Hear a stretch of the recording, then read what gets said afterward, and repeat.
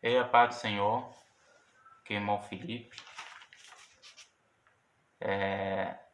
Como você já reparou, não tem um estúdio para gravar. Então, cada vez que você me vê, vou estar num lugar diferente da minha casa. Esse aqui é o meu filho, Josué, né, que assistiu comigo, está gravando esse vídeo junto comigo, aqui do meu lado, ok?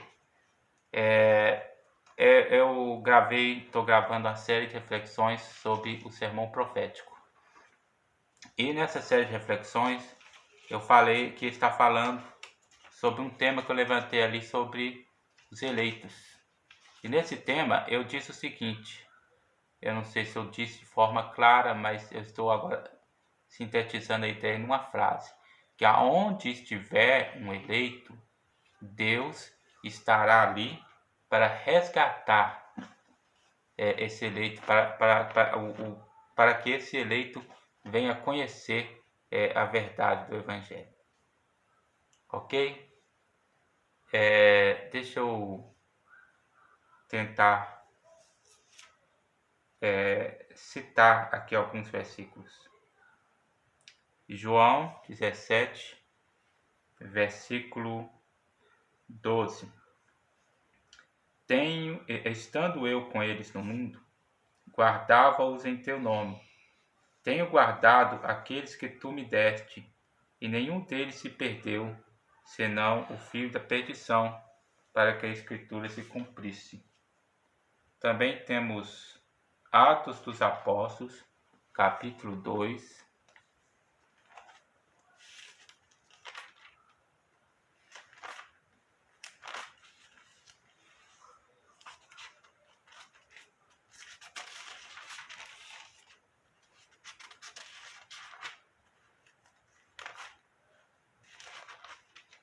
Versículo 47, que diz assim: louvando a Deus e caindo na graça de todo o povo, e todos os dias acrescentava o Senhor à igreja aqueles que se haviam de salvar.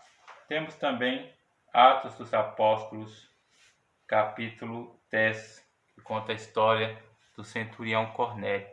Essas três citações que eu disse aqui, João 17, 12, Atos dos Apóstolos, capítulo 10 e Atos dos Apóstolos, capítulo 2, versículo 47, elas presumem ou trazem a ideia da doutrina da eleição, da doutrina de que Deus elegeu e separou um povo para si desde a fundação do mundo, a qual eu e você fazemos parte. Amém? Amém, Jesus? Amém. Você faz parte dos eleitos de Deus, amém? Ok? E dito isto, aí eu levantei essa dúvida. E se uma pessoa dos eleitos de Deus estiver lá num desses países fechados, aonde o evangelho não entra, cercado por idolatrias, como que essa pessoa poderá ouvir o evangelho e crer no evangelho para ser salvo? Olha, eu creio particularmente que se uma pessoa é um eleito de Deus, que Deus sabe em sua presciência, conforme está escrito em Pedro, vamos ler lá? Está aqui em 1 Pedro, capítulo 1, versículo 2. O Josué vai ler aqui. Eleito segundo a presciência de Deus Pai, em santificação do Espírito para a obediência e aspersão do sangue de Jesus Cristo. Graça e paz vos sejam multiplicadas. Então, a gente vê aqui os eleitos segundo a presciência de Deus, né? Nós somos eleitos segundo a presciência de Deus, em soberania, porque Deus ele é soberano em toda a sua escolha, a alegarmos e aceitarmos que Deus nos escolhe, como diz o texto, que segundo a presciência de Deus, isso não anula a soberania de Deus. Isso não anula a soberania de Deus. Em nenhuma forma. O texto diz claramente. Mas isso aqui mostra para nós que Deus nos viu, né, e nos santificou e nos predestinou para filhos dele em Jesus Cristo. E voltando à questão, aí a pessoa está lá naquele lugar bem isolado lá do mundo, né, bem difícil de chegar à palavra de Deus, mas em sua presciência Deus sabe que ele é uma pessoa, que ele é um eleito de Deus, segundo a sua presciência. Deus sabe que ele é um eleito de Deus. Não vou entrar no mérito, isso aí eu estaria entrar no mérito dessa questão para falar sobre arminianismo e calvinismo. Eu não vou entrar nesse mérito. Só estou falando segundo as convicções que o Senhor tem nos dado, né? Que Deus sabe na sua presciência que esse é um eleito dele. E aí como é que fica um eleito lá? A gente conhece a história de Abraão, que Abraão estava no meio de uma geração corrupta e Deus apareceu para ele ali e convidou Abraão para estar juntamente com ele. Para estar juntamente com ele. E como Deus como Deus ele viu Abraão e chamou Abraão, e Abraão aceitou o convite de Deus ali. Deus, no meio daquele povo, no meio daquele povão lá, né? Daquele povo idólatra, corrompido, Deus viu Abraão, Deus chamou Abraão, né? Eu creio que se a pessoa tiver, resumindo, se a pessoa estiver lá naquele local, Deus em sua presciência vê que ele é um eleito dele, vê que ele é uma pessoa que em sua presciência Deus sabe que ele vai ouvir a palavra de Deus, vai ouvir a pregação e vai se converter ao Evangelho. Mas está lá isolado, ele não está ouvindo ninguém pregar, não tem ninguém pregando, ninguém lá falando sobre Jesus, ele não conhece sobre Jesus, ele só ouve lá as tradições dele. Então, mas Deus em sua presciência, ao saber disso, Deus vai enviar alguém lá, que é o que eu tinha escrito aqui. Aonde há um eleito, Deus manda alguém para pregar o Evangelho. Aonde há um eleito, Deus manda alguém para pregar o Evangelho. E se Deus manda alguém para pregar o Evangelho, ele vai mandar alguém lá para pregar. E se nem que a pessoa tenha que chegar lá, falar de Jesus para ele e em seguida morrer. Nós temos o exemplo da Bíblia de Filipe, que foi transladado após batizar o eunuco e foi achado em Samaria. Temos o exemplo de Cornélio, que nós já citamos aqui, que ainda não ouvira nem falar do que é o Evangelho, mas dava esmolas e seguia ali a tradição judaica, e um anjo revelou para ele e mandou que ele chamasse Pedro, e Pedro pegou o Evangelho para ele. Então a gente vê que aonde há um eleito, Deus move céus e terras para que a palavra do Evangelho chegue até ele. Mas e se a palavra vamos colocar mais um e se a palavra do Evangelho de maneira nenhuma chegar até essa pessoa? Eu creio que essa é uma hipótese que de forma justa eu posso dizer que não existe. Mas vou levantá-la assim mesmo. E se a palavra chegar até ele? E se a palavra não tiver como chegar até ele de forma nenhuma? Essa pessoa vai morrer e sendo condenada, na verdade, sendo eleito? Não existe condenado e eleito ao mesmo tempo, porque o eleito para a salvação. Então, como é que fica essa história? Como é que fica? Não fica. Porque se essa pessoa é realmente um eleito, alguém espera um pouco. Salmo 19, versículo 1 e Romanos, capítulo 1, versículo 18 a 23, vai lançar uma luz sobre essa dúvida aqui, que eu até me atrapalhei um pouco para falar sobre ela. Lê aqui para nós, Josué, Salmo 19, versículo 1. Aqui. É, A glória da criação. Salmo de Davi para o cantor Mor. Os céus declaram a glória de Deus, e o firmamento anuncia a obra das suas mãos. amém? Agora eu vou ler aqui Romanos, capítulo 1.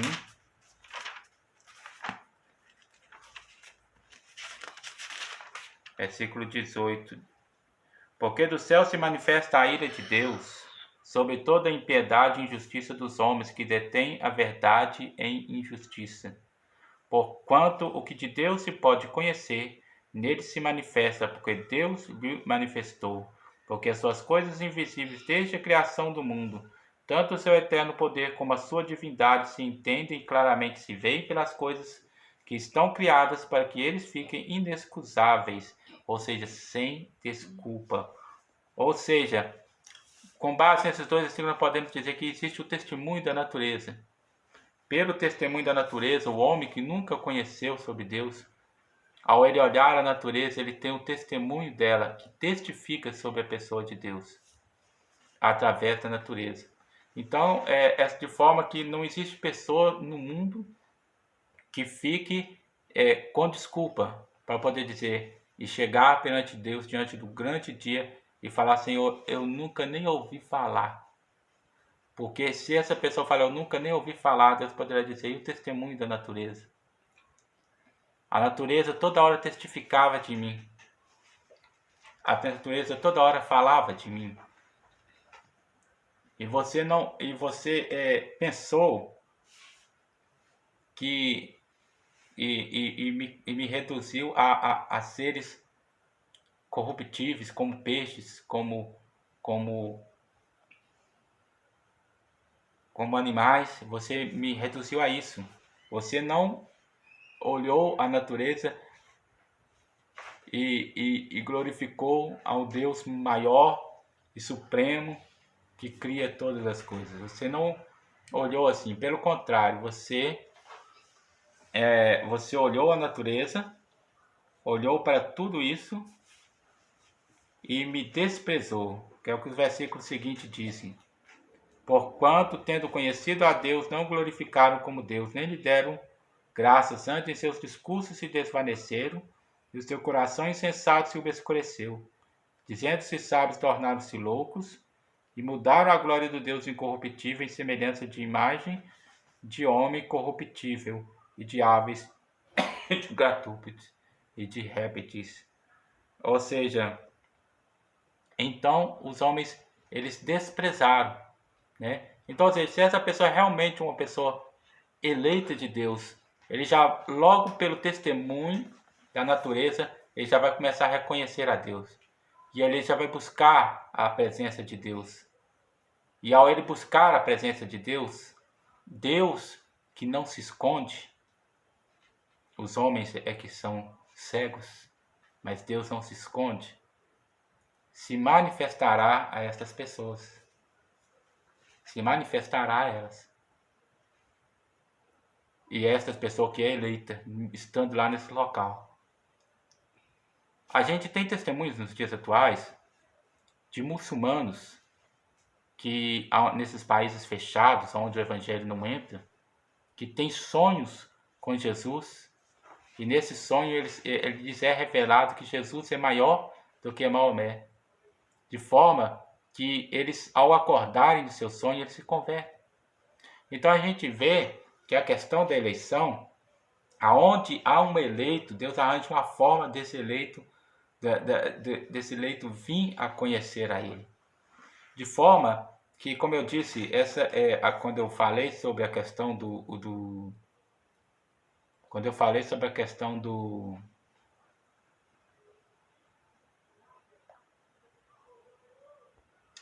Mas nessa hipótese que eu levantei, eu fiz a seguinte afirmação. Que se essa pessoa realmente é um eleito, ele, é claro, ele não vai se salvar pelo testemunho da natureza. Porque o testemunho, ou o que a gente chama de teologia natural, a teologia natural ela serve para testemunho de Deus, para que as pessoas fiquem indesculpáveis diante de Deus. Mas se essa pessoa reconhece a Deus pelo testemunho da natureza, por uma questão de justiça, a esta pessoa se chegará o Evangelho, para que essa pessoa venha a conhecer, essa pessoa venha a receber o Evangelho. A gente vê nisso na questão de Cornélio. E Cornélio já era um homem justo, Cornélio já era um homem que dava esmola, mas foi levado até Cornélio, Pedro, para que Pedro pregasse o Evangelho para Cornélio. Então, se uma pessoa nesse local aí isoladão, que nunca ouviu falar no Evangelho, ele ouve, ele vê o testemunho da natureza e em seu coração, ele abre seu coração para Deus, ou seja, é um eleito de Deus ali naquele local, então Deus envia alguém para pregar o Evangelho para ele. Ou uma pessoa, fisicamente, ou ouve um rádio, ou uma música, chega lá, né? Ou nesses locais onde eles controlam até a internet, surge talvez um vazamento lá e uma palavra, uma pregação, um vídeo chega até eles, ou um folheto, alguma coisa chegará até eles, trazendo a verdade sobre Jesus, de forma que ele vai ver, vai ler, vai crer e vai aceitar a Jesus. Ok? Só para concluir o que a gente já estava falando, né? Espero que não tenha devagado muito, ficado muito disperso no que eu tinha, no que eu disse. E eu falei que eu gostaria de concluir aqui com alguma coisa que eu notei aqui no papel. Esse versículo de João 17:12, que nenhum daqueles que o Senhor me deu se perdeu. E os versículos de Atos 2:47, todos quanto haviam de se salvar. E a história de Cornélio presume a ideia da doutrina da eleição. Mas elas deixam claro duas outras verdades. Primeira, de que o Evangelho e o testemunho de Deus chegou e chegará a todo homem na face da terra, mesmo aqueles em locais onde nunca se ouviu falar do Evangelho, ou em época na qual o Evangelho ainda não era anunciado. E naquela época onde o Evangelho ainda não era anunciado, né? A gente vê isso, um testemunho disso, em Hebreus 11. Hebreus 11 lança luz sobre este assunto.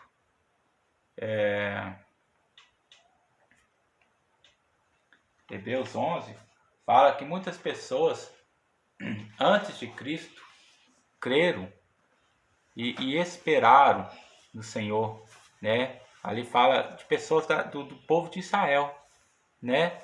Mas muitas pessoas, pelo testemunho deles, assim como a gente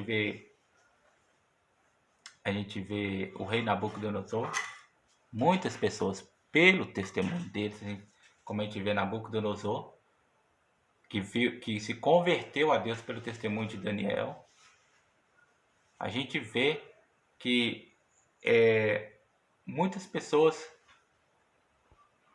na verdade, Hebreus 12, versículo 1, portanto nós também, pois que estamos rodeados de uma tão grande nuvem de testemunhas, deixemos todo o embaraço e o pecado que tão de perto nos rodeia e corramos com paciência a carreira que nos está proposta. Esse versículo deixa entendida a ideia de que havia uma grande nuvem de testemunhas, né? Em Hebreus 11, diz assim, no versículo 39 e 40. E todos estes, tendo tido testemunho pela fé, não alcançaram a promessa, provendo Deus alguma coisa melhor a nosso respeito, para que eles sem nós não fossem aperfeiçoados. O versículo aqui 39, 40 também traz essa ideia também de que eles creram na salvação que viria. E eles foram salvos crendo na salvação que viria, né? Eles receberam por fé aquilo que ainda não havia acontecido, aquilo que ainda haveria de acontecer. E eles foram salvos. Assim foram salvos as pessoas que viram Jesus na época, quando Jesus veio a este mundo. E assim somos salvos nós que também não vimos, mas vemos apenas o testemunho da palavra de Deus, do Evangelho, que é pregado. Então, tanto aquelas pessoas de antes, quanto as pessoas do tempo de Jesus, quanto as pessoas depois, todos aqueles que creem no Senhor podem ser salvos. Mas aí prevalece a pergunta: e aqueles, por exemplo, o Evangelho está sendo pregado na Europa, e aqueles bárbaros bem longe, aquelas tribos de índio bem longe, né? Prevalece a questão que nós levantamos sobre o testemunho de Deus na natureza. Que se eles crescem pelo testemunho de Deus na natureza, e eles crescem em Deus, Deus em sua justiça, porque Deus é justo, não lhes deixaria sem uma salvação. Então a gente pode crer que se nesse povão todo aí houve pessoas que creram em Deus pelo testemunho da natureza, essas pessoas foram alcançadas. A gente que vê que havia o rei de Salém que pregava, né, e ensinava. A gente vê que havia Jó, que também não era hebreu. Então havia muitas pessoas que creram em Deus sem ser hebreus, sem ter ouvido, sem ainda ter um evangelho falando. E foram colocados como justos diante de Deus. A gente vê que Abraão, como eu já falei no início, ele foi chamado no meio de um povo idólatra. Sem nenhum evangelho, sem nenhuma Bíblia. E ele creu em Deus. Então a resposta prevalece. Mesmo essas pessoas que não são hebreus, que não tiveram, que Deus não se revelou a eles como Abraão, mas se eles crescem em Deus pelo testemunho da natureza, ou se eles creram, né, que a gente não sabe, Deus em sua justiça provê uma forma de que eles viessem a receber o Senhor Jesus, de forma que o sangue de Jesus viesse sobre a sua vida. Porque a palavra de Deus diz, e nós vamos ler para passar para o segundo ponto e concluir, que vai ser um ponto bem rápido, eu só vou ler o ponto, né? Que eu já até falei sobre esse ponto no vídeo passado, então eu só vou ler só. Então vamos ler aqui no livro de Apocalipse, isso que eu tenho terminado de ler. Apocalipse, capítulo 13, versículo 8, diz assim: E adorarão todos os que habitam sobre a terra, aqueles cujos nomes não foram escritos no livro da vida do Cordeiro, que foi morto desde a fundação do mundo, né? Então, ou seja, Deus está desde a fundação do mundo. Então, desde a fundação do mundo, que esse Cordeiro que foi morto, né? Desde a fundação do mundo, simbolicamente falando, ou seja, porque ele foi morto, né? Tem um dia e a hora. Aí estou falando assim, simbolicamente, o projeto salvífico de Deus já existia, né? Bem antes da fundação do mundo, já em seu coração, Deus já tinha um projeto já de salvação para toda a humanidade. Então, em seu projeto, todos esses que creem já foram cobertos pelo sangue do Senhor. Mas aí, a segunda parte que eu falei, que eu notei aqui, diz assim: de que o Evangelho e o testemunho de Deus na natureza são para testemunho da verdade, justiça e amor de Deus ao homem. Testemunho este que servirá para julgamento. Isso está em Mateus 24:14, que é o texto que levantou essa questão, né? Ele diz assim: este evangelho do reino será pregado em todo o mundo e testemunho a todas as gentes, então virá o fim. E João 3, né, 18 e 19, que diz assim,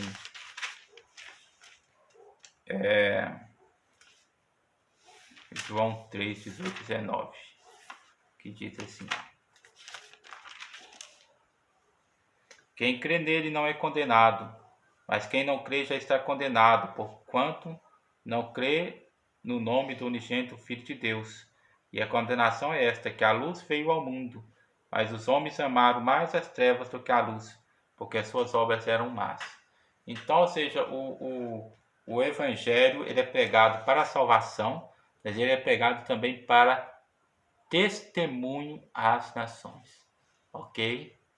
Eu espero ter tirado algumas dúvidas, e se eu causei mais dúvidas do que tirei, coloque as dúvidas aí no comentário e nós vamos estar refletindo melhor. Em um outro vídeo estaremos pontuando essas dúvidas também, ok? Fique com Deus e a paz do Senhor.